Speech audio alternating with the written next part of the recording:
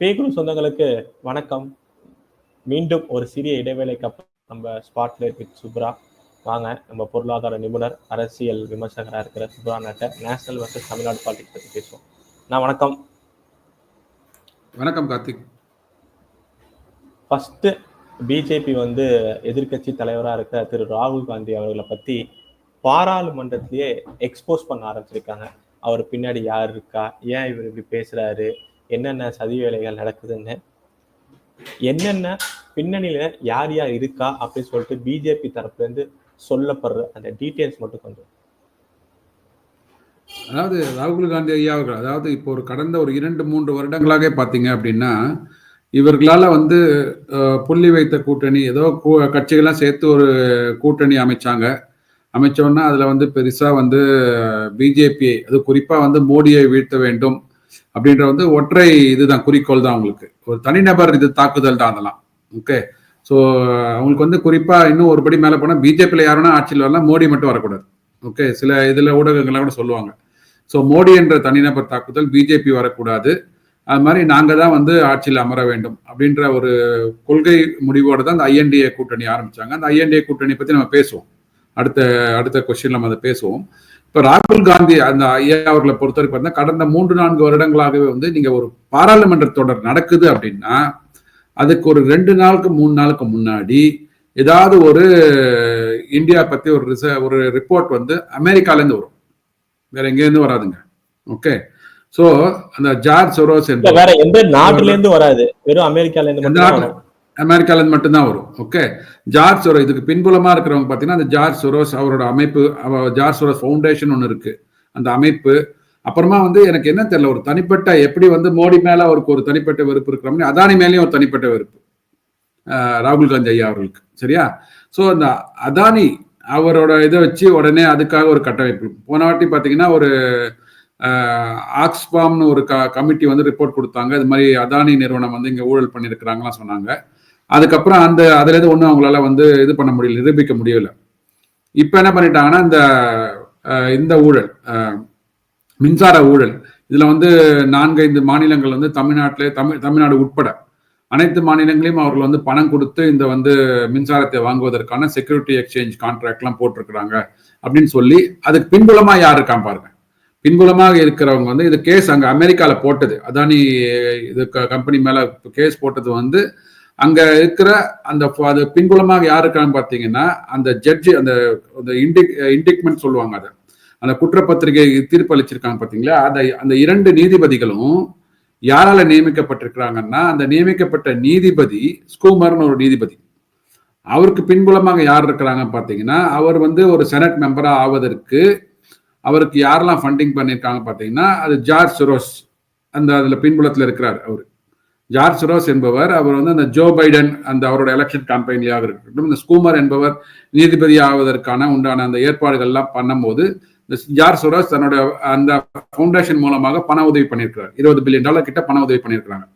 So இது அந்த காலத்துல இருந்து வந்திருக்க. இப்போ ட்ரம்ப் என்ன சொல்றாரு அப்படின்னா, அந்த பிரசிடென்ட் எலெக்ட் ட்ரம்ப் என்ன சொல்றாருன்னா, இப்போ அமெரிக்கால இருக்கிற நீதிபதிகள் எல்லாமே இந்த டெமோக்ராட்ஸ், அதாவது ட்ரம்பின் எதிர்கட்சியா இருக்கிற ஜோ பைடனோட கட்சியை சார்ந்த கட்சியால் நியமிக்கப்பட்ட, கட்சியின் ஆதரவால் நியமிக்கப்பட்ட நீதிபதிகள் தான் அங்க இருக்கிறாங்க. அதனால we have to be very careful அப்படின்றாரு அவரு.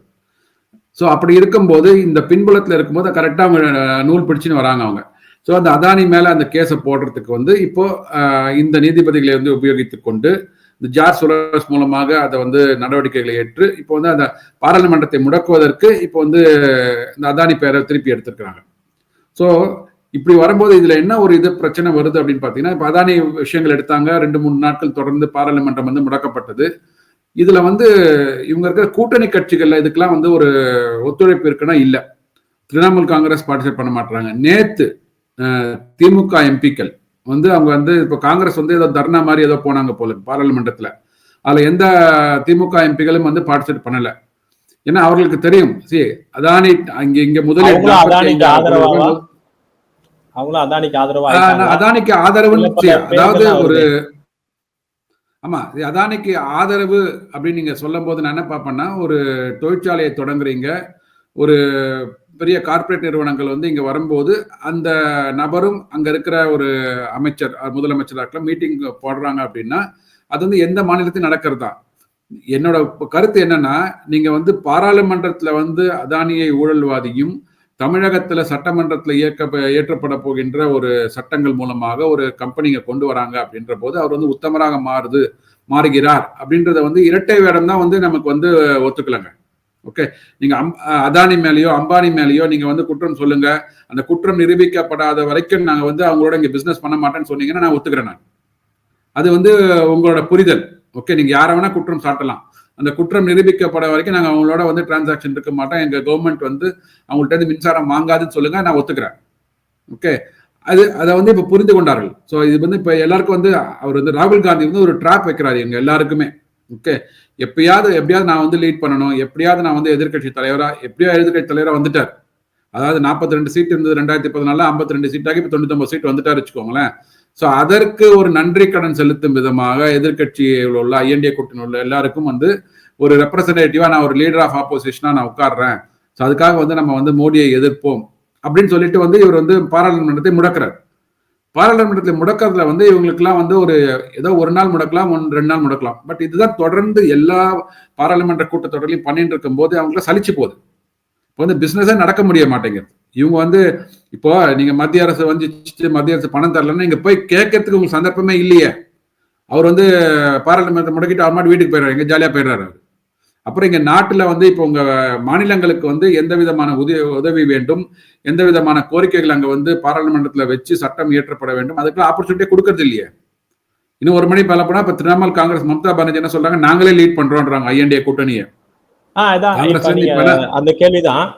புள்ளி வைத்த கூட்டணி ஆரம்பத்திலேருந்தே வந்து அவங்க ஒரு ஸ்டேட்ல கூட்டணியா இருப்பாங்க, மற்ற ஸ்டேட்ல இப்ப கேரளால கம்யூனிஸ்ட் அவங்க இதா இருக்காங்க, தமிழ்நாட்டுல இது கிடையாது, மம்தா அவர்கள் இது பண்ண மாட்டாங்க. இப்ப நடந்த யூபி இடைத்தேர்தலில் வந்து எஸ்பி காங்கிரஸ் சீட்டு தரல, முரண்பட்டதாவே இருக்கு புள்ளி வைத்த கூட்டணி. எனக்கு தெரிஞ்சு நம்ம தமிழக முதல்வரை தவிர ராகுல் காந்தி அவர்கள் தலைவராக யாரும் ஏத்துக்கல. அப்படி இருக்கிறப்ப நேற்று நீங்க சொன்ன மாதிரியே மம்தா அவர்கள் சொல்றாங்க, நான் தலைமை ஏற்க தயார் புள்ளி வைத்த கூட்டணியே அப்படிங்கிறாங்க. ஏன் இந்த பிளவுபட போகிறதா புள்ளி வைத்த கூட்டணி? என்னன்னா இப்போ வந்து இங்க இருக்கிறத பொறுத்த வரைக்கும் ஏன் வந்து திராவிட முன்னேற்ற கழக தலைவர் வந்து காங்கிரஸ்க்கு வந்து ஒரு ஒரு உடன்படிக்கையோட போறாரு அப்படின்னா, உடன்பாடோட இருக்காரு அப்படின்னா, காங்கிரஸ் வந்து இன்னைக்கு தேதியில பாத்தீங்கன்னா ஒரு பெருசா ஒரு இம்பாக்ட கிரியேட் பண்ற அளவுக்கு ஒரு கட்சியாக இன்னைக்கு இல்லைங்க, எதிர்கட்சியா இல்லை. ஆனா மற்ற மாநிலங்கள்ல பாத்தீங்கன்னா கம்பேரிட்டிவ்லி நான் சொல்றது, ஒரு திரிணாமுல் காங்கிரஸ் வந்து ஒரு பெரிய எதிர்கட்சியா இருக்கு. அவங்க வந்து காங்கிரஸ்க்கு வந்து ஒரு பெரிய ஒரு மாற்றாக வந்து காங்கிரஸ்ல இருந்து வெளில வந்து திரிணாமுல் காங்கிரஸ் ஆரம்பிச்சிருக்காங்க மம்தா பானர்ஜி அவர்கள்.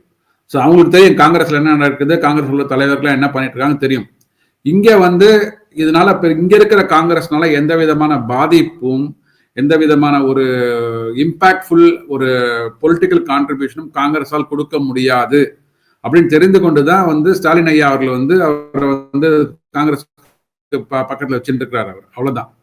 மற்றபடி இன்னைக்கு இப்ப ஆரம்பிச்ச தமிழகத்தை இப்ப சர்ச்சைகள் ஓடிக்கொண்டிருக்குது. இப்போ ஏன் வந்து இப்ப ஆதவ அர்ஜுனா வந்து பெருசா பேசப்படுறாரு, விடுதலை சிறுத்தைகள் பெருசா பேசப்பட போறாங்கன்னா இப்போ தேர் மே பி இம்பாக்ட். ஓகே, அடுத்து வரப்போகிற 2026 தேர்தலில் வந்து இந்த கூட்டணியில வந்து ஒரு சலசலப்பு ஏற்பட்டு அதுல வந்து இப்போ ஒரு மனக்கசப்பு இருந்தாலும் ஏதோ ஒட்டின்னு இருக்கிறாங்க. ஸோ இந்த மனக்கசப்பு வந்து ஒரு ஆறுதல் கிடைக்கக்கூடிய இன்னொரு கூட்டணி அமைவதற்கான வாய்ப்புகள் வரும்போது இதுல இருந்து வெளில போகும்போது தான் நமக்கு வந்து உண்மை நிலவரம் தெரிய ஆரம்பிக்கும். அந்த மாதிரியான ஒரு பெருசா இம்பாக்டை கிரியேட் பண்ற அளவுக்கு காங்கிரஸ் இங்க இல்லை. அதனால வந்து அவர் வந்து இருந்துட்டு போட்டுன்னு சொல்றாரே தவிர மற்றபடி வந்து பெருசா வந்து அவர் காங்கிரஸை ஒரு எதிர்கட்சியாகவோ இல்லை ஒரு பெருசா தோழமை கட்சியால அவர் வந்து பாக்குறது இல்லைங்க. ஆனா இது வெளி மாநிலங்கள்ல வந்து ரீஜனல் கட்சி ஸ்ட்ராங்கா இருக்காங்க. அதாவது ரீஜனல் கட்சி அங்க வந்து ரீஜனல் கட்சியா இல்ல காங்கிரஸா இல்ல பிஜேபியா வரும்போது காங்கிரஸ் என்பது பெருசா இல்லைங்க. ஸோ அந்த ரீஜனல் கட்சி they want to take a powerful stand. இங்க வந்து அந்த இடத்துல கூட வந்து அந்த அளவுக்கு கூட காங்கிரஸ் வந்து போட்டி போட மாட்டேங்குது. நீங்க வந்து 67 வரைக்கும் ஆட்சியில இருந்திருக்கிறீங்க, ஆட்சி அதிகாரத்தை இழந்து விட்டீர்கள், என்னைக்காவது ஒரு நாள் நீங்க வந்து ஆட்சியில வரணும் அப்படின்னு சொல்லணும்ல. அதற்கு எந்த நடவடிக்கைகள் எடுத்திருக்கிறாங்க? ஒண்ணுமே எடுக்கல. இன்னைக்கு இருக்கு இப்போ ஒரு 20 வருஷங்களுக்கு முன்னாடி ஆரம்பிச்சு 25 வருஷத்துக்கு முன்னாடி ஆரம்பிச்ச விடுதலை சிறுத்தைகள் இன்னைக்கு என்ன சொல்றாங்கன்னா, எங்களுக்கு துணை முதல்வர் பொசிஷன் வேணும், ஆட்சியிலும் பங்கு வேணும், அதிகாரத்திலும் பங்கு வேணும். துணை முதல்வர்னு சொல்லல இவர் விடுதலை சிறுத்தைகள் திருமாவளவன் ஐயா அவர்கள். ஆனா ஆட்சியில பங்கு முதல்வர் ஆகிறதுக்கு தகுதி இல்லையா அப்படிங்கிற. ஆமா. ஆனா சோ அத பேசுறதுக்கு கூட இப்ப காங்கிரஸ் கட்சியில யாருமே கிடையாதுங்க இல்லைங்களா. சோ அந்த மாதிரியான இருக்கும்போது அதை பொருட்டா மதிக்கல. அதனாலதான் இங்க பெருசா இல்லைங்க. இங்க காங்கிரஸை பத்தி யாருமே பொருட்டா மதிக்காதனாலதான் அந்த பேச்சை கடந்து போறாரு முதலமைச்சர் ஸ்டாலின் அவர்கள். கமிங் பேக் டு ஐஎன்டிஏ கூட்டணி, ஸோ இவர்களோட நோக்கமே ராகுல் காந்திக்கான அஜெண்டாவாக இந்த கூட்டத்தை கூட்டணியை மாற்றி கொண்டு வருகிறார். அதுல இருந்து நம்ம மாறி வர வேண்டும், யாராவது இன்னொரு லீடர் வரணும்ன்றதான் இப்போ திரிணாமுல் காங்கிரஸ் சொல்ல ஆரம்பிச்சுட்டாங்க. அது அடுத்த மற்ற கூட்டணி கட்சிகளும் அதுல ஃபாலோ பண்ண ஆரம்பிப்பாங்க. ஸோ இவர்களுக்கு ராகுல் காந்தி அவர்களுக்கு நாட்டுல நம்ம பாரத தேசத்துல ஒரு கனெக்ஷன் இருக்கோ இல்லையோ, மக்களோட தொடர்பு இருக்கோ இல்லையோ, வெளிநாட்டுல இருக்கிறவங்களோட தொடர்பு இருக்குது. வெளிநாட்டுல இருக்கிற அந்த மிகப்பெரிய அந்த முதலாளிகள் இல்ல இந்த மாதிரியான ஒரு நெரேட்டிவ் செட் பண்ற ஒரு ஆர்கனைசேஷன்ஸோட இன்ஸ்டிடியூஷனோட அவருக்கு இது இருக்கு, தொடர்பு இருக்குது. அந்த தொடர்பை உபயோகித்துக் கொண்டு இப்படியே நம்ம ஆட்சி இங்க பாராளுமன்றத்தை எப்படி முடக்கிறது, இதுதான் பண்ணிட்டு இருக்கிறார் அவர். அதை இப்போ எதிர்கட்சிகள், அதாவது ஐஎன்டிஏ கூட்டணியில் உள்ள எதிர்கட்சிகளும் உணர்ந்து கொண்டு விட்டார்கள். இது போக போக காலம் மாற ஆரம்பிக்கும். அடுத்தது நேஷனல் ஒட்டி இன்னொரு கேள்வி என்னன்னா, இதே காங்கிரஸ் எம்பி அபிஷேக் சிங்வி அவரோட இருக்கையிலேருந்து கட்டுக்கட்டாக பணம் எடுக்கப்பட்டதா செய்திகள் வருது. இதை சொன்னது யாருன்னு பார்த்தீங்கன்னா டெபுட்டி ஸ்பீக்கர். அவர் தான் இதே வெளில கொண்டு வந்ததுங்கிறதையும் நம்ம செய்திகள்ல பார்க்குறோம். என்ன, எந்த ரைட்ல இப்படி கட்டுக்கட்டா பணம் வந்திருக்கு? அதாவது இப்போ அவர் என்ன சொல்றாருன்னா, அவர் மறுக்கிறார். அபிஷேக் சிங்வி அந்த பணம் என்னோடது இல்லைன்னு மறுக்கிறார் அவரு. இதே நம்ம கொஞ்சம் திருப்பி பார்ப்போம். இது ஒரு சாதாரண மனிதனோட வீட்டில், சரிங்களா, இன்னைக்கு நீங்க ஏதாவது ஒரு கஞ்சா பொருளோ போதை பொருளையோ நீங்க எடுக்கிறீங்க. அன்னைக்கு அந்த நபர் வீட்டில் இல்லை, சரிங்களா. அந்த நபர் வீட்டில் இல்லைன்ற போது போலீஸ்ல உங்களுக்கு அதை சந்தேகப்பட்டு அந்த வீட்டிலேருந்து அந்த போதைப் பொருளை கைப்பற்றுறாங்க. ஒரு விசாரணை கூப்பிட்டுன்னு போறாங்க. அப்படின்னா, சார் நேற்று நான் வீட்டில் இல்லை ஒரு 5 நிமிஷம் தான் வீட்டில் இருந்தேன், அதனால அந்த பொருள் எப்படி வந்ததுன்னு எனக்கு தெரியாது, அதனால என்னை நீங்க குற்றவாளியா சேர்க்கக்கூடாதுன்னா விட்டுடுவீங்களா? இவர் ஒரு பதவியில இருக்கிறாரு, நீங்க இருக்கிற இடத்துல இருக்கையில அந்த பணத்தை கண்டுபிடித்திருக்கிறார்கள். இவர் என்ன சொல்லியிருக்கணும் அவரு? ஸோ இதற்கு நான் கண்டிப்பா எனக்கு தெரிஞ்சு பாராளுமன்றத்துல சிசிடிவி கேமராஸ்லாம் இருந்திருக்கும். எந்தெந்த நுழைவாயில் வழியாக யார் யார் வராங்க, எப்படி பண்றாங்கன்னு சொல்லி செக்யூரிட்டிஸ்லாம் செக் பண்ணியிருப்பாங்க.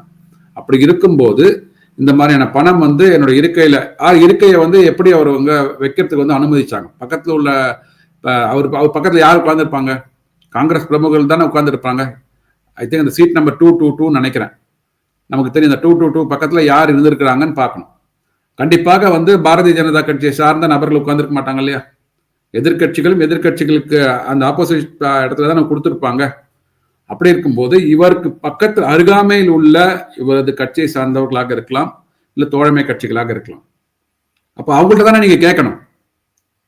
அவங்கள சார், அதாவது இப்ப நீங்க இருக்குன்னு சொல்றீங்க இல்லையா, பக்கத்துல உள்ள ஒரு எம்பிட்ட நான் இங்க அன்னைக்கு ஒரு ட்வீட் போட்டிருக்காங்க நினைக்கிறேன், தெரிஞ்ச ஒரு 2 மணி நேரம் தான் அந்த பாராளுமன்றத்தில் இருந்திருக்கிறாரு.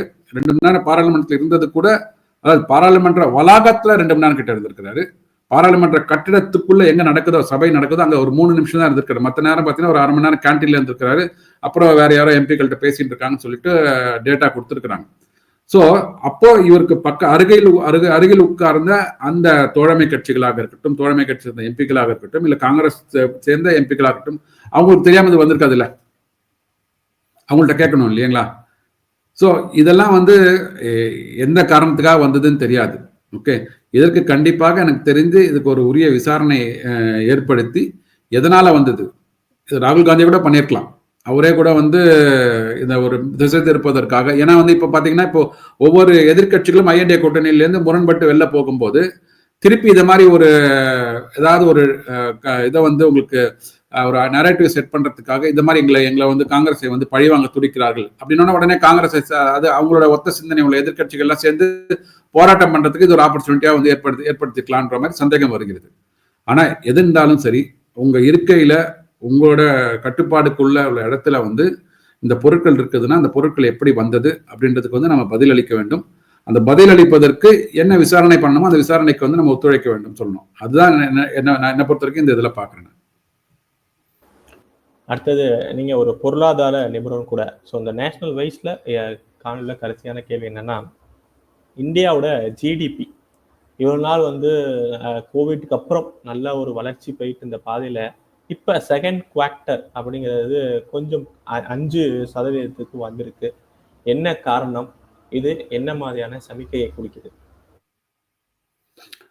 அதாவது இப்போ இன்னுமே வருகின்ற காலகட்டங்கள்ல ஏன் வந்து நமக்கு இது மாதிரியான தாக்கங்கள் வருகிறது? நமக்கு மட்டும் இல்லை, எல்லா நாடுகளுக்கும், உலக நாடுகளுக்குமே இந்த தாக்கங்கள் வரும். ஏன் அப்படின்னா வந்து அனைத்து நாடுகளுமே வந்து இப்போ ஒரு முன்னாடிலாம் வந்து ஒரு வில்லேஜாக இருந்தது, ஒரு கிராமமாக, ஒரு நாடு என்பது ஒரு கிராமமாக செயல்பட்டது, ஒரு மாநிலமாக இருந்தது. இப்போ வந்து அந்த உலகமே வந்து ஒரு கிராமமா மாறிடுச்சு. உலகமே வந்து ஒரு மாவட்டமா, ஒரு மாநிலமா மாற ஆரம்பிச்சதுனால, ஸோ வந்து ஏதாவது ஒரு இடத்துல, ஏதாவது ஒரு மூலையில வந்து ஒரு இம்பாக்ட் ஏற்பட்டது அப்படின்னா, அது வந்து ஒரு எக்கனாமிக்கல் இம்பாக்டை வந்து கிரியேட் பண்ணிச்சுன்னா அந்த நாட்டுக்கு அதை சார்ந்து இருக்கின்ற அதை வந்து அந்த நாட்டிலிருந்து ஏற்றுமதி பண்ணுகின்ற அல்லது இறக்குமதி பண்ணுகின்ற அந்த மற்ற நாடுகளுக்கு வந்து அந்த இம்பாக்ட் வரும். அப்படிதான் நம்ம பார்த்தோம். அந்த ரஷ்யா உக்ரைன் வாராக இருக்கட்டும், ஈரான் இஸ்ரேல் வாராக இருக்கட்டும், இது மாதிரி எங்கேயாவது இந்த ஐரோப்பிய நாடுகளில் ரெசெஷன் இருந்த போது நமக்கு அதனோட தாக்கம் இருந்தது.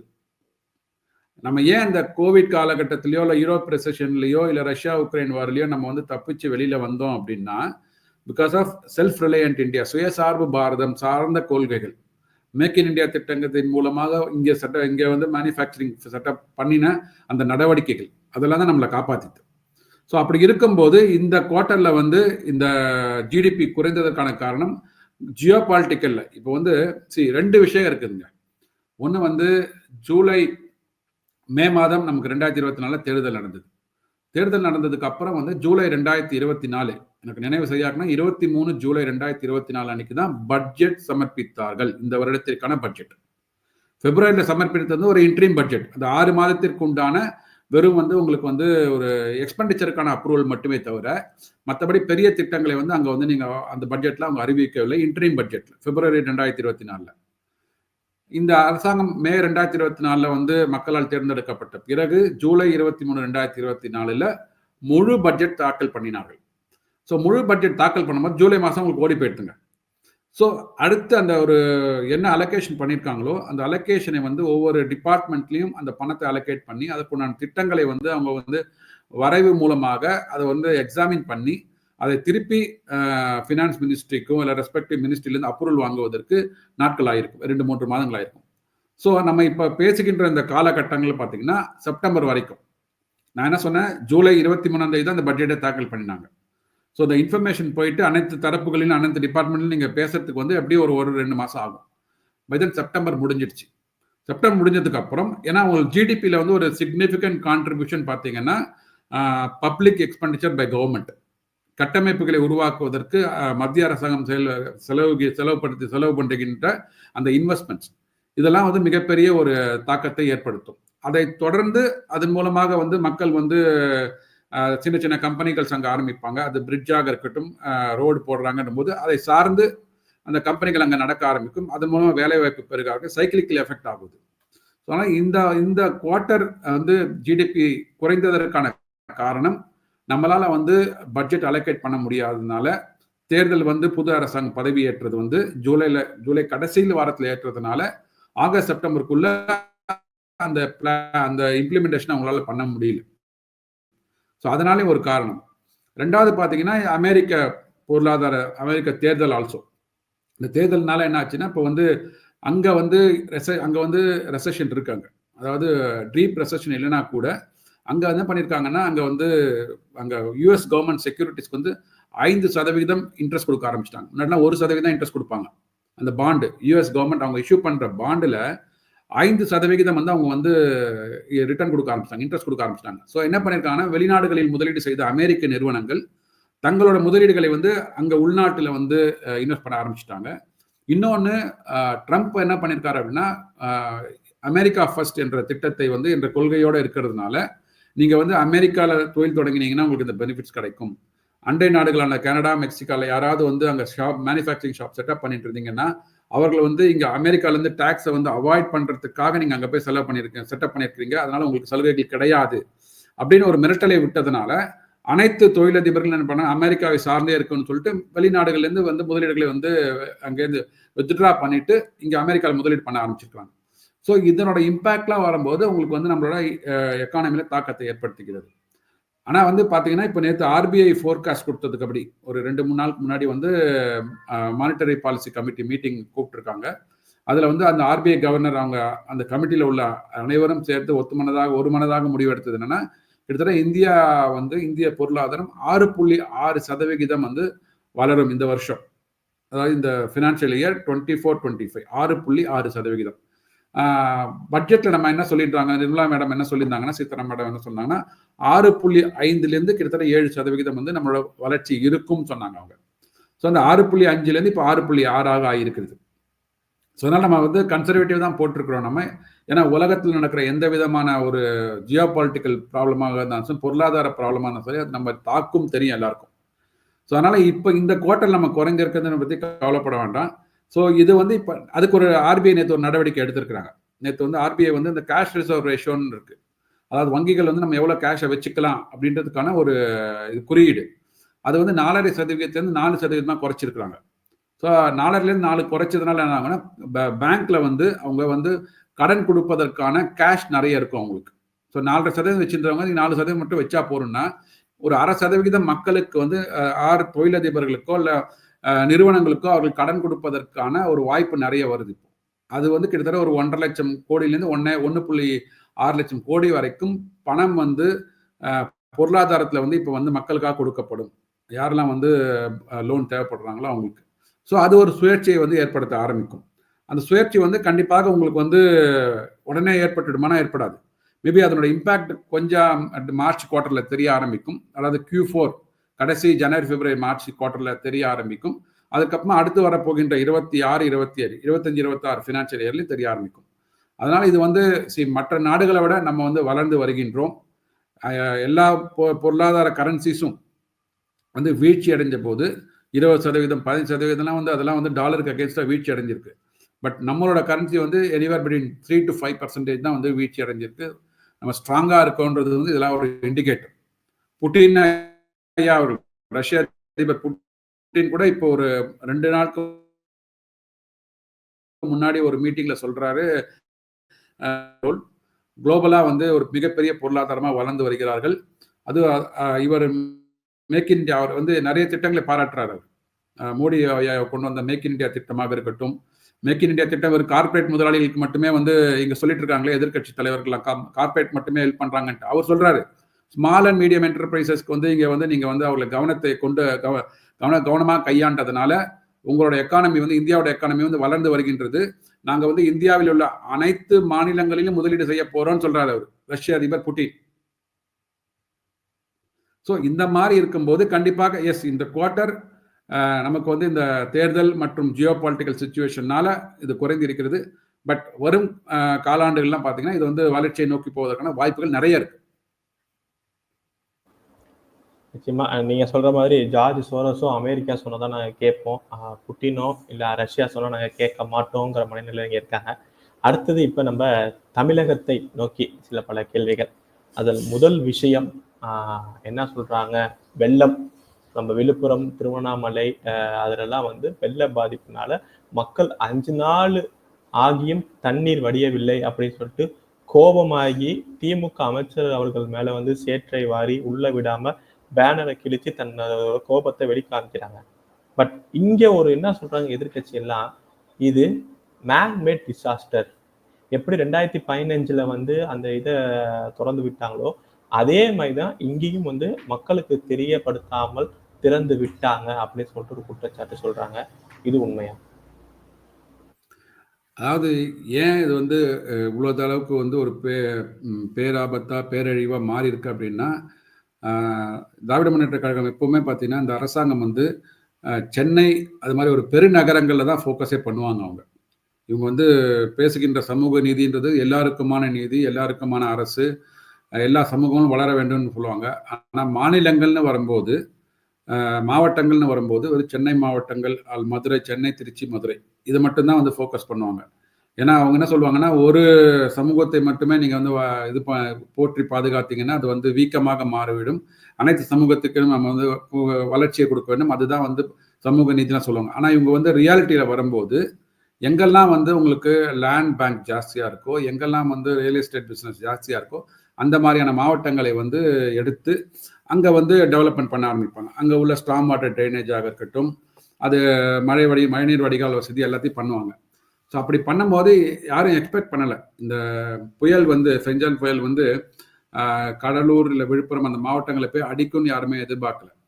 ஸோ ஆனால் இருந்தாலும் பட் உங்களுக்கு வந்து போன வருஷம்லாம் வந்தபோது என்ன சொன்னாங்கன்னா, எங்களுக்கு வந்து மத்திய அரசாங்கம் கொடுத்த அந்த தகவல்கள் இருக்கு பார்த்தீங்களா, ரெட் அலர்ட்லாம் இப்போ கொடுத்துருக்காங்க பார்த்தீங்களா, அது வந்து 60 சென்டிமீட்டர் வருமா 50 சென்டிமீட்டர் வருமாலாம் சொல்லலை. ஸோ அதனால தான் எங்களால் பாதுகாக்க முடியல அப்படின்னா. இந்த வாட்டி கரெக்டாக கொடுத்துருக்குறாங்கல்ல. முதலமைச்சர் ஐயா அவர்களே வந்து வானிலை மையம் சரியான தகவலை கொடுத்துருக்கு அப்படின்னு சொன்னார் அவர். அப்படி இருக்கும்போது அதற்கு வந்து முன்னெச்சரிக்கை சார் பீகார்ல என்ன சொல்றாங்க, தகவல் தான் சொல்லியிருக்காங்க, வார்னிங் ஒழுங்கா தான் கொடுத்துருக்காங்கன்னு முதலமைச்சரே சொன்னாங்க. ஆமா ஆமா ஆமா ஆமா முதலமைச்சர் ஐயா சொன்னாங்க. சார் நீங்க வந்து அவங்க வார்னிங் கொடுக்குறாங்க கொடுக்கல, ஒரு அலர்ட்னு ஒன்று வந்துடுச்சு அப்படின்னா நம்ம வந்து அங்க இருக்கிற மக்களை வந்து புலம்பெயர வைத்து விட வேண்டும். ஓகே, ஒரு பீகார்ல என்ன பண்ணிருக்காங்க அப்படின்னா 10 லட்சம் மக்களை வந்து அங்க புயல் வரும்ன்ற எதிர்பார்த்து 10 லட்சம் மக்களை வந்து ஒரு தனியா ஒரு இடத்துல போயிட்டு அரசாங்க பள்ளிகளிலோ இல்ல பொது இடங்களிலோ வந்து அவங்களை பாதுகாப்பா வச்சிருக்காங்க. ஸோ எதிர்பார்த்த சேதம் வரல, பரவாயில்ல. ஸோ அது 10 லட்சம் மக்களும் வந்து உயிர் பாதுகாக்கப்பட்டிருக்கிறது. இதனால இந்த ஒரு புலம்பெயர்வதற்கான ஒரு பொருள் செலவு தான் அவங்க விரயமாயிருக்குமே தவிர மற்றபடி இல்லை, வருவதும் இல்லை. ஸோ அந்த மாதிரியான ஒரு போர்க்கால நடவடிக்கையை வந்து இந்த அரசாங்கம் வந்து எடுக்க தவறிட்டாங்க அப்படின்றது தான் வந்து எல்லாரோட குற்றச்சாட்டு. எல்லாரோட குற்றச்சாட்டுமே அதுதான். நீங்க வந்து வெறும் சென்னையை மட்டுமே ஃபோக்கஸ் பண்ணி எல்லா அமைச்சர்களும், அதாவது என்ன சொல்றாங்க அப்படின்னா இப்ப அந்த அளவுக்கு மழை பெய்ஞ்சுதானா? இன்னொன்னு அவங்க சொல்ற மாதிரி சென்னையில நாங்க அப்படியே இது பண்ணிட்டோம், அதுக்கான முக்கிய காரணமே 700 கிலோமீட்டர் நாங்க வந்து மழைநீர் வடிகால் பண்ணனாலதான் அப்படிங்கிறாங்க. ஆனா இப்ப எதிர்த்தரப்பு என்ன சொல்றாங்கன்னா, சென்னையில அந்த அளவுக்கு மழையே இல்ல, அவ்வளவு சென்டிமீட்டரான மழையே பெய்யலங்கிறாங்க. அது எது உண்மை? எனக்கு ஏன் அப்படின்னா 37,000 கோடி செலவு பண்றாங்கன்னு சொன்னாங்க பாத்தீங்களா, அதனால ஒருவேளை சரியா இருக்குமோ தெரியல. ஆனா அதுக்கு கேள்வி கேட்டா வந்து 37,000 கோடி கணக்கு சொல்ல மாட்டாங்க. போன வருஷம் 4,000 கோடிக்கே கணக்கு சொல்ல வச்சுக்கோங்க. 4,000 கோடி செலவு பண்ணிட்டானாங்க. அந்த 4,000 கோடி செலவு பண்ணினதுக்கு அப்புறம் தான் போன வாட்டி மிக்ஜாம் புயல வந்து சென்னை வந்து தத்தளித்தது. இப்போ சென்னையில வந்து கம்பேரிட்டிவ்லி, அதாவது நீங்க கேட்கிற கேள்வி கரெக்ட், அந்த ஒரு நாள் மட்டும்தான் சென்னையில வந்து பெருமழை இருந்தது. அதுக்கப்புறம் பாத்தீங்கன்னா அது வந்து புயல் கடந்து போனதுக்கு அப்புறம் இந்த கடலூர் விழுப்புரம் அந்த மாவட்டத்துல தான் வந்து மிகப்பெரிய ஒரு அது வெள்ளம், அந்த புயல் வந்து அங்கேயே வந்து நிலை கொண்டதுனால மழை பொழிவு நிறைய இருந்தது. ஸோ கம்பேரிட்டிவ்லி சென்னையில் அவ்வளோ இது இல்லை, மழை இல்லை. பட் மெயினா என்ன அப்படி பார்க்குறோம் அப்படின்னா இந்த மழை வெள்ளத்தை வந்து அவர்கள் கணிக்க தவறிவிட்டார்கள். ஸோ முன்னாடி வந்து போன வாட்டி என்ன சொல்றாங்க, மழை வெள்ளம் வந்ததுக்கு காரணம் எனக்கு ஒழுங்கா ரெட் அலர்ட் கொடுக்கல, ரெட் அலர்ட் கொடுக்கணும் எனக்கு வந்து 80 சென்டிமீட்டர் 90 சென்டிமீட்டர் அளந்து கொடுத்துருக்கணும். அதான் ஐஎம்பியில் என்ன சொல்லுவாங்கன்னா ரெட் அலர்ட்னு கொடுப்போம். ரெட் அலர்ட்னா 20 சென்டிமீட்டருக்கு மேலே எது வந்தாலும் அதாங்க ரெட் அலர்ட். அதுதான் நம்மளோட இதுவே ப்ரொசீஜரே. இவங்களுக்கு வந்து அளந்து கொடுக்கணுன்றாங்க, சரிங்களா? ஆனா அதே முதலமைச்சர் இப்போ வந்து நீங்க வானிலை மையம் வந்து கரெக்டா கொடுத்தாங்கன்ற, ஸோ கரெக்டா கொடுத்துருக்காங்கன்ற போது ஏன் வந்து முன்னெச்சரிக்கை நடவடிக்கை எடுக்கல? ஐயா 20 சென்டிமீட்டர் இருந்தாலும் சரி 30 சென்டிமீட்டர் இருந்தாலும் சரி, அங்க இருக்கிற பொதுமக்களை வந்து யாருக்கெல்லாம் வந்து அங்க வாழ்வாதாரம் பாதிக்கப்படும்ன்ற உங்களுக்கு தெரியும் இல்லைங்களா? அங்க அரசு பள்ளிகளுக்கெல்லாம் விடுமுறை விட்டாச்சு. அரசு பள்ளியில வைத்து அவங்களை வந்து அங்க அமர வைத்து விட்டு அவர்களுக்கு தேவையான ஒரு 2-3 நாட்களுக்கு உணவு மட்டும் கொடுத்துட்டா போறோம் இல்லையா? இதையே வந்து அங்க இருக்கிற அமைச்சர்களாக இருக்கட்டும், ஏன்னா எது சொல்லணும்னா அந்த ஒரு இடைத்தேர்தல் நடக்குது அப்படின்னா ஒரு பூத்துக்கே ஒரு அமைச்சரை போட்டு இவங்க வந்து அந்த தேர்தலை எப்படியா வின் பண்ணணும், அதுல எப்படியாவது மக்களை வந்து அந்த வேலி கட்டி பாதுகாக்கிற மாதிரி லாரியில கூட்டின்னு போயிட்டு அங்க வந்து ஓட்டு வாங்குற மாதிரி அதெல்லாம் பண்ணிட்டு இருக்காங்க. அந்த மாதிரியான ஒரு ஏன் வந்து நடவடிக்கை ஒரு இடைத்தேர்தலுக்கு ஒரு நடவடிக்கை எடுக்கிறாங்க அப்படின்னா அது ஏன் வந்து ஒரு மழை வெள்ள நிவாரணத்துக்கு பண்ண மாட்டாங்க? இருக்கிற அமைச்சர்கள் எல்லாரும் சேர்ந்து இல்ல இருக்கிற அடுத்த 2ஆம் கட்ட நிர்வாகிகள் அங்க போய் பண்ணலாம் இல்லையா? அதை பண்ண தவறிவிட்டார்கள். இப்போ இன்னும் கூட பாத்தீங்கன்னா இப்போ வந்து துணை முதலமைச்சர் வந்து அந்த பகுதி வெள்ள பகுதிகளுக்கு பார்வையிடறதுக்காக போறதா இருந்தாரு, அதையும் கேன்சல் பண்ணிட்டார். ஏன்னா அந்த பொன்முடி ஐயா அவர்களுக்கு நேர்ந்த ஒரு அந்த இது சம்பவம், அது நான் சரி தவறுன்னு சொல்லல, கண்டிப்பாக அது தவறு. ஏன்னா யாரா இருந்தாலும் அந்த பொறுப்புல இருக்கும்போது அந்த மாதிரியான சேரை வந்து தூற்றி வாரக்கூடாது, அது ரைட்டு. ஆனா வந்து பட் மக்கள் எப்படிதாங்க அவ்வளவு கொதிப்புல இருக்கிறாங்க அவங்க இல்லையா? அவர்களால் தாங்கிக் கொள்ள முடியாத சோகத்துல இருக்கும்போது அவன் எப்படி வெளிப்படுத்துவான்? இப்ப அதை பார்த்துட்டு தான் இப்போ உதயநிதி ஐயா, துணை முதல்வர் ஐயா வந்து அந்த அங்க போற அந்த பார்வையிட போற அந்த ப்ரோக்ராம கேன்சலே பண்ணிட்டாரு. இதுக்கப்புறம் இந்த நடந்த சம்பவத்துக்கு அப்புறம் பார்வையிடறத கேன்சல் பண்ணிட்டாரு துணை முதல்வர். துணை முதல்வர் கேன்சல் பண்ணிட்டாரு. இதுல இன்னொன்னு ஒரு ரொம்ப வேடிக்கையான நிகழ்ச்சி என்னன்னா, இதுக்கு வந்து இந்த பாதிக்கப்பட்டவர்களுக்கு 2000 ரூபாய் வந்து அவர் நிவாரணம் கொடுக்கிறார் முதலமைச்சர். சரிங்களா? இதே முதலமைச்சர் 2015 வந்தபோது, வெள்ளம் வந்தபோது, அப்ப இருந்த அரசாங்கம் வந்து ஒரு கிட்டத்தட்ட ஒரு 5000 10,000 ரூபாய் வரைக்கும் வந்து நிவாரண தொகை கொடுத்தாங்க. அதை வந்து அவர் வந்து கிண்டல் பண்ணார். எப்படிங்க நீங்க 5000 10,000 ரூபாய் நிவாரண தொகை, மக்கள் வந்து ரொம்ப வந்து உரிமை கோட்டு கீழே இருக்கிறாங்க, கஷ்டப்படுறாங்க, இதெல்லாம் போறாருன்னு. இப்போ இவர் வெறும் 2000 ரூபாய் கொடுத்துருக்கிறார். நீங்க 2000 ரூபாய் கொடுத்துருக்கிறீங்க, ஆனா வந்து டாஸ்மாக் கடைலாம் திறந்து வச்சிருக்கீங்க. மழை வெள்ளத்தை டாஸ்மாக் கடை திறந்து இருக்குது. அந்த அளவுக்கு வியாபாரம் அமோகமா போயிட்டு இருக்குது. ஸோ உங்களுக்கு இங்க போடுற பணத்தை வந்து அங்க வலது கையில போடுற பணத்தை இடது கையில எடுக்கிறது உங்களுக்கு எவ்வளவு டாக்டிக்ஸ் தெரியுது பாருங்க. புயலே அடிச்சாலும் அதுக்கு விடுமுறை கிடையாதா? புயல் கிடையவே கிடையாது. நீங்க மழை வெள்ளத்துல நீந்தி போயிட்டு அந்த கடையில இருந்து வாங்கி சாப்பிடலாம். ஸோ மது பிரியர்கள் தானே, அதாவது மது பிரியர்களுக்கான ஒரு இதுவாக தான் வந்து இந்த மது விலக்குத்துறையில மது விற்பனை துறை செயல்பட்டு கொண்டிருக்கிறது. ஸோ அப்படி இருக்கும்போது இதை வந்து எந்த எதிர்கட்சியுமே கேள்வி கேட்கல. அப்ப இருந்து அதிமுக அரசாங்கத்தை நோக்கி வச்ச கேள்விதான் அது. அவர் 5000 ரூபாய் 10,000 ரூபாய் கொடுத்தது வந்து தவறுன்னு சொன்னாரு. இன்னும் போராதுன்னாங்க. இப்போ வந்து இப்ப இருக்கிற எதிர்கட்சிகள் யாருமே கேட்கறது இல்லைங்களே. 2000 ரூபாய் தான் சொல்லியிருக்கிறாரு வெள்ள நிவாரணத்துக்கு. இது எந்த வகையில வந்து அடிப்படையில வந்து எடுத்த முடிவு யாருக்கும் தெரியாது. அவங்க கூட்டணியில் இருக்கிற கட்சிகளும் ஒன்றும் கேள்வி கேட்க மாட்டாங்க. ஸோ அதுதான் வந்து இப்போ பிரச்சனையாக இருக்கிறது. அதுல இன்னொன்னு நீங்க சொன்ன மாதிரி எப்படி ஐஎம்டி இஷ்யூ போனதோ சொன்ன மாதிரி இன்னொன்னு என்ன சொன்னாங்கன்னா, மிச்சம் புயல் அப்போ வந்து எங்களுக்கு பணம் தரல, நாங்க கேட்டோம் ஃப்ளட் ரிலீஃப்க்கு இவ்வளவு பணம் தரல அப்படின்னு சொல்லிட்டு இருந்த மாதிரி இப்ப 2000 கோடி முதல்ல கேட்டாங்க. அதுக்கப்புறம் இப்ப உடனே ஸ்டேட் கவர்மெண்ட் வந்து கேட்ட 2000 கோடியில பாதி அமௌண்ட் 1000 கோடி வந்து சென்ட்ரல் கவர்மெண்ட் கொடுத்ததா நம்ம பார்த்தோம். உடனே இன்னைக்கு முதல்வர் வந்து எனக்கு 6000 கோடி வேணும் அப்படிங்கிறாரு. இது என்ன, உண்மையாலுமே இவங்க எந்த அளவுல இவ்வளவு பணம் கேட்கிறாங்க? அவங்க கேட்கிற பணத்துக்கு அதுக்கான செலவுகள் செய்யப்படுகிறதா? பிரச்சனை என்னன்னா, சரி கணக்கு கேட்டாதான் நம்ம வந்து கோச்சுக்கிறோமே. கணக்கு கேட்டதுனால தானே ஒரு தலைவரை வந்து நீங்க கழட்டி விட்டுட்டு அவரே வந்து இன்னொரு கட்சியை ஆரம்பித்து அவர் உயிரோடு இருக்கிற வரைக்கும் உங்களை ஆட்சியிலேயே அமர வைக்கல இல்லைங்களா? ஸோ அது மக்கள் இப்போ கையில் எடுத்துருக்காங்க. மக்கள் கையில் எடுத்து கணக்கு கேட்க ஆரம்பிக்கிறாங்க. நீங்கள் முன்னாடி செலவு பண்ணுற 4000 கோடி செலவு பண்ணேன்னு சொன்னீங்களே, 70% வேலை முடிஞ்சிருந்தீங்க, 92% முடிஞ்சிருந்தீங்க, 100% முடிஞ்சிருந்தீங்க. அதுக்கப்புறம் மிக்ஜாம் புயல் வந்தது. ஸோ 4000 கோடி எங்கெல்லாம் செலவு பண்ணாங்க கேட்டாங்க, பதில் இல்லை. 37,000 கோடி நாங்கள் வந்து கேட்டிருக்கோம்னு சொன்னாங்க.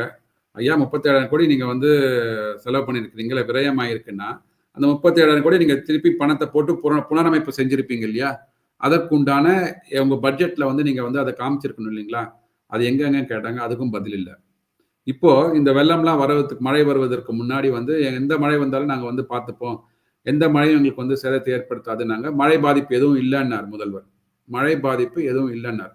ஆனா 2 நாளுக்கு அப்புறம் என்ன சொல்றாங்கன்னா, இது மாதிரி மழை பாதிப்பு இருக்கு, எனக்கு 2000 கோடி போகணுன்றாங்க. இப்போ 6000 கோடின்றாங்க. எதன் அடிப்படையில் இதை கேட்கறாங்க? எதன் அடிப்படையில் கேட்கறாங்க? நீங்க வந்து என்னென்ன முன்னெச்சரிக்கை நடவடிக்கைகள் எடுத்தீங்க, அதனால 6000 கோடியாக மாறிது. இல்லைன்னா 10,000 கோடியாக இருந்திருக்கும். இப்போ 6000 கோடி தான் வந்திருக்குது. 6000 கோடி என்னென்ன துறைகள்ல செலவு பண்ணியிருக்கிறோம்? இதெல்லாம் நீங்க ஒரு 2 வருஷம் பட்ஜெட் முன்னாடி பார்த்தீங்கன்னா, தமிழக நிதிநிலை அறிக்கையில ஒரு 100 கோடி ரூபாய் கிட்ட வந்து weather stations, weather measurement instruments, மழையை வந்து அளவிடுகின்ற கருவிகள், இதெல்லாம் வாங்க போறேன், ஹைடெக் கம்ப்யூட்டர்ஸ் சொல்றாங்க. எங்க இதுக்கு மட்டும் கிடையாது, தமிழகத்துக்கு இதுக்கு மட்டும் கிடையாது வெதர் ஸ்டேஷன், ஒட்டுமொத்த இந்தியாவுக்குமே அண்டை மாநிலத்துக்கும் நாங்க உதவி செய்யற மாதிரி தான் வைக்க போறோம்னு இன்னும் சொல்றாங்க. அதுக்கு ஏதாவது அடிக்கலாக நாட்டப்பட்டிருக்கா? ஒண்ணுமே தெரியலீங்களே. அதுதான் சொல்றேன். 2 வருஷத்துக்கு முன்னாடி வெறும் 100 கோடி ரூபாய் தாங்க. வெறும் 100 கோடி ரூபாய் தான் வந்து அதுக்கு வந்து இன்வெஸ்ட் பண்ண போறேன்னு சொல்லிட்டு நம்ம பிடிஆர் பழனிவேல் தியாகராஜன் நிதியமைச்சராக இருக்கும்போது அவர் தாக்கல் பண்ண அறிக்கை. அதுக்கு என்ன ஆச்சு? சரிங்க, நீங்க வந்து 100 கோடி ரூபாய்க்கு நம்ம எக்யூப்மெண்ட்ஸ் கொண்டு வர முடியல, அட்லீஸ்ட் 10 கோடியா 15 கோடி, அந்த ஸ்டேஜ் என்ன, அதற்குண்டான ஒரு தகவலுமே இல்லைங்களே. திருப்புகழ் அறிக்கை கொடுத்தாங்க இல்லைங்களா, வெள்ள நிவாரணத்தை எப்படிலாம் வந்து காப்பாற்ற வேணும்னு சொல்லிட்டு. அவர் கொடுத்த அறிக்கையில எதெல்லாம் நம்ம செயல்படுத்தி இருக்கிறோம், எதெல்லாம் நம்மளால செயல்படுத்த முடியல, செயல்படுத்தியதுனால இங்க வந்து வெள்ளம் தடுக்கப்பட்டிருக்கிறது அப்படின்றது ஒரு வெள்ளை அறிக்கை கொடுக்கணும் இல்லையா? இதுக்கத்தாலும் நீங்க வெள்ளை அறிக்கை கேட்குறீங்களா? மத்திய அரசை பார்த்து நீங்களும் ஒரு வெள்ளை அறிக்கை கொடுத்தீங்க இல்லையா? அந்த வெள்ளை அறிக்கைக்கு உண்டான அப்டேட்டட் ரிப்போர்ட் கொடுக்குறீங்களா? இன்னும் ஒரு வருடங்கள்ல வந்து நீங்க ஆட்சியிலிருந்து அகற்றப்பட்டு விடுவீர்கள். ஸோ அப்போ அந்த வெள்ளை அறிக்கை நாங்கள் வரும்போது வெள்ளை அறிக்கையில் வந்து இவ்வளோ தவறுகளை சொன்னோம் முந்தைய இந்த அரசாங்கத்தில். அந்த தவறுகளை வந்து நாங்கள் நிவர்த்தி செய்து விட்டோம், இல்லை தவறுகளை குறைத்து கொண்டிருக்கிறோம் அப்படின்னு ஒரு 2026 நீங்கள் ஆட்சியிலிருந்து வெளியில போகும்போது கொடுப்பதற்கான ஒரு வாய்ப்பு இருக்குமான்றது எனக்கு தெரியல எனக்கு. ஸோ அதை வந்து எதிர்கட்சிகள் கேட்கணும்.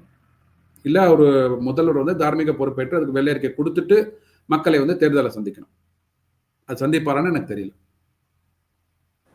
நிச்சயமா.